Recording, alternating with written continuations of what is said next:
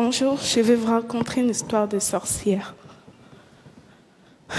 Pas la sorcière que vous connaissez avec son nez crochu, son balai et ses verrues, mais une sorcière du Congo.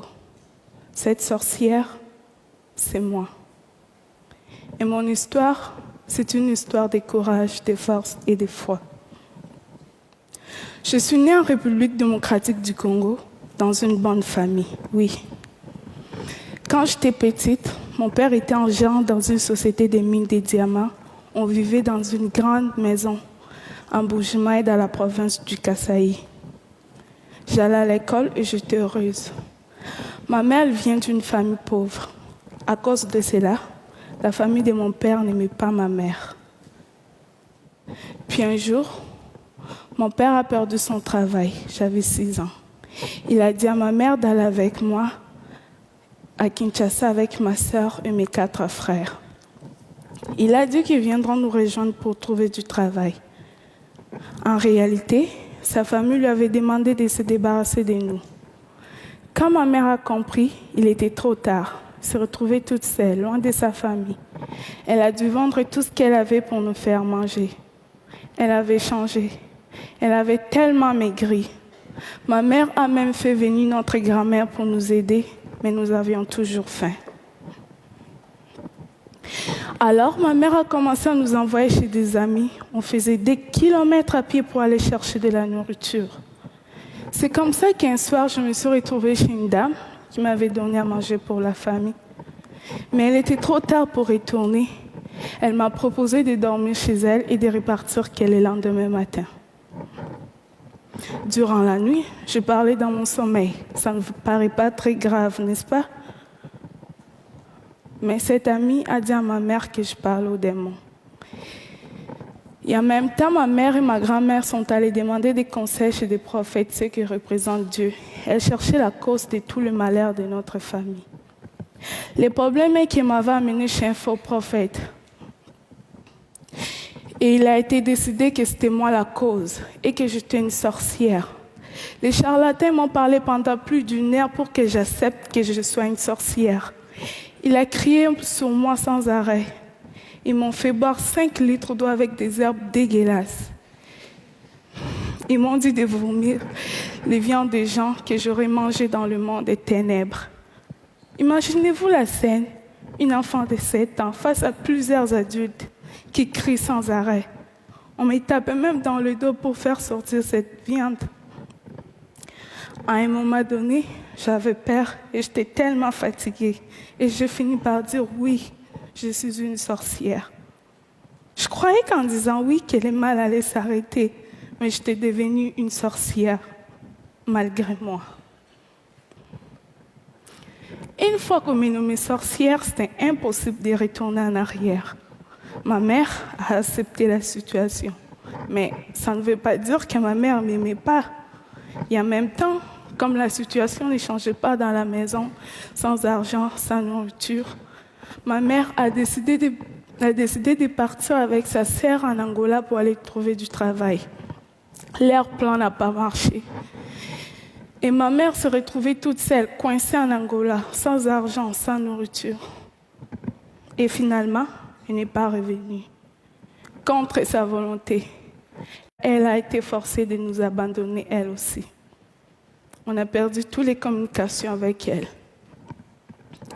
Et on est resté avec grand-mère. Pendant 2 ans, j'ai été traitée comme une sorcière. Les accusations, les cris, les gênes forcés, les piments dans les yeux. Elle disait que c'était moi la cause. Si ma mère n'appelait plus, elle pensait qu'elle était morte et que je l'avais sacrifiée. Elle a dit à tout le monde de ne pas m'aider, de ne pas me parler, de ne pas jouer avec moi. Dans mon quartier, on ne me laissait pas m'approcher des autres enfants. J'étais toute seule. J'étais pauvre. J'avais faim.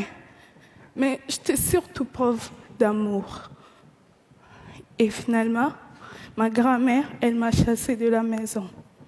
Je suis devenue une chélier, une enfant de la rue. Dans la rue, on est comme des papillons. Là où le sommeil nous trouve, c'est là où on dort. Dans la rue, On devient des soldats pour survivre. On oublie la lecture et l'écriture pour apprendre à se battre. Dans la rue, j'ai vendu des lots, des arachides, j'ai fait des ménages. Mais à chaque fois que je voyais les autres enfants aller à l'école, je me rappelais des jours où j'étais heureuse. Je pleurais. Je me demandais si un jour je pourrais sortir de la rue. Puis un jour, ma chance a tourné. J'ai participé dans un documentaire Kinshasa Kids. On m'a payé et j'ai tout de suite voulu donner cet argent à ma famille. Car même dans la rue, dès que j'avais quelque chose, je passais aller voir ma famille pour leur donner. Ma grand-mère a pris de l'argent, elle m'a encore remis dans la rue. Plus tard, j'ai entendu parler d'un film canadien qui s'est tourné à Kinshasa. La même personne qui s'occupait du casting, alors me connaissait, j'ai été invitée au casting. Je me suis retrouvée face au regard des enfants riches qui étaient là en édition. Même si j'avais envie de me sauver à cause de leur regard, je suis restée et j'ai tout donné pour avoir le rôle. Pour moi, c'était une façon de changer ma situation. J'ai eu le rôle principal dans le film. C'était bien cool. La production, ils m'ont mis dans une grande maison, je pourrais manger tous les jours et avoir tout ce que je voulais. Mais malgré tout ce qui se passait, j'étais triste. J'en ai parlé à Kim, le réalisateur. Ma vie était belle, mais mes frères et sœurs, ils étaient toujours dans la misère. Je ne me sentais pas bien quand je mangeais en sachant qu'ils avaient faim. Alors, l'équipe et Kim ont donné de l'argent à ma famille. Et quand l'équipe sont entrés chez eux, ils ne m'ont pas laissé comme ça. Ils ont trouvé une maison d'accueil et ils ont fait en sorte pour que je puisse retourner à l'école. Moi qui en rêvais depuis si longtemps. C'est là où cette histoire des sorcières devient un conte de fées. Le film a eu beaucoup de succès. Je suis passée des rues de Kinshasa au tapis rouge des festivals. J'ai reçu même l'Ours d'argent en 2012 à Berlin. Le film a été même nominé aux Oscars. Et aujourd'hui, j'ai 18 ans et que j'ai reçu 18 prix dans le monde. Les Oscars, c'était cool. Mais pour moi, les plus beaux jours de ma vie, c'est celui pour la première fois, après des années dans la rue, je suis retournée à l'école.